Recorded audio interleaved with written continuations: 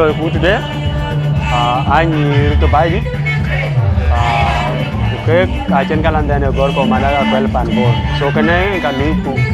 today kalan kin ka yu kor chan bilo be ka ke ka cha ke king dat ke ka te ke so in ke dan to kene ke kene we ka chawa Independent Day today so only ben wa pioneer anti yen dollar day only pioneer damano wa to arap wa nang dollar da fe so kene le ben wa pioneer wa dia so ko to ai kiren ko ke ka chu ko welcome bi ki chir ko loy ku bi be loy ada so in gegla e jo wanaga ajang malwe den ka loy ku kan wer panga en ka loy ku ne kule wo ko tin to ken wo to boliar de kim nier wo ken ko wa ni ra ke en ka chen wo ku ni me kule ajiri an tu o ku ka tin nyor tu en de kin ani ar ku bu nyo we mana de ke yana to me yo to ke mai yana nu ma ko ke ga ande ge pa di Hãy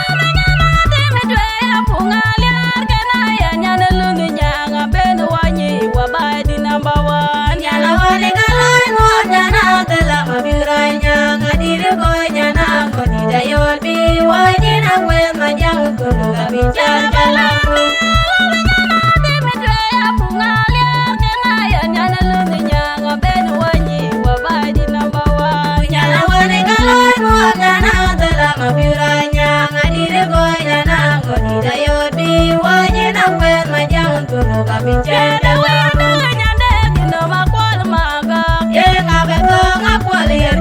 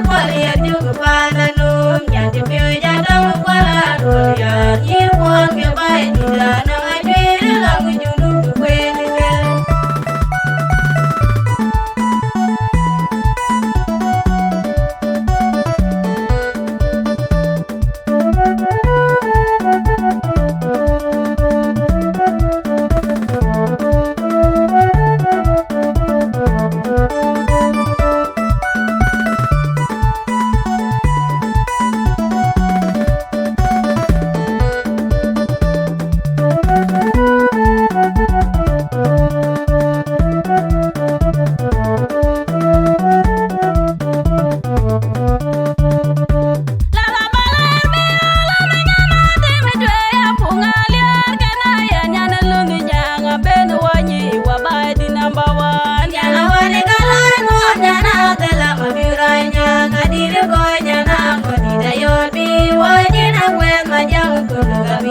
kênh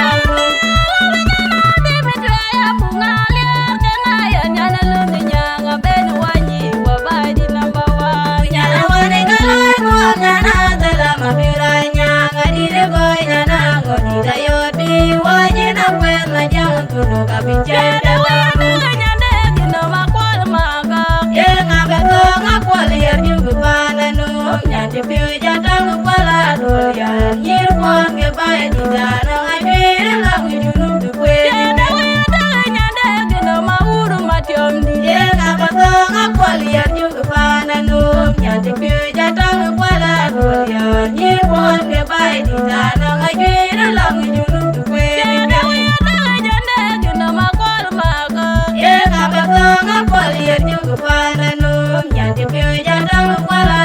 lỡ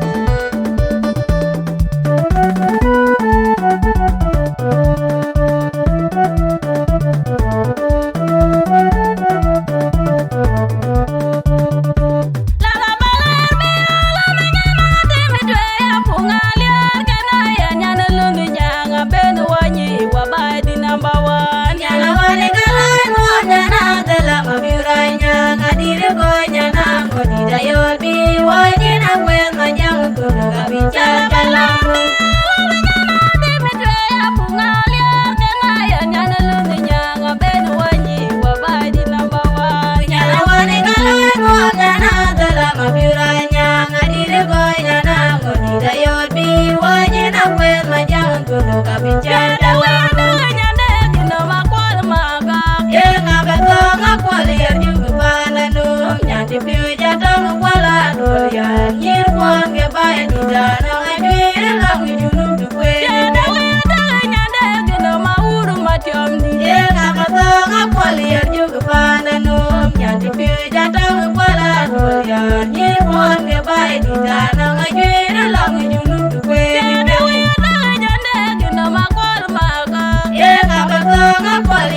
Bye.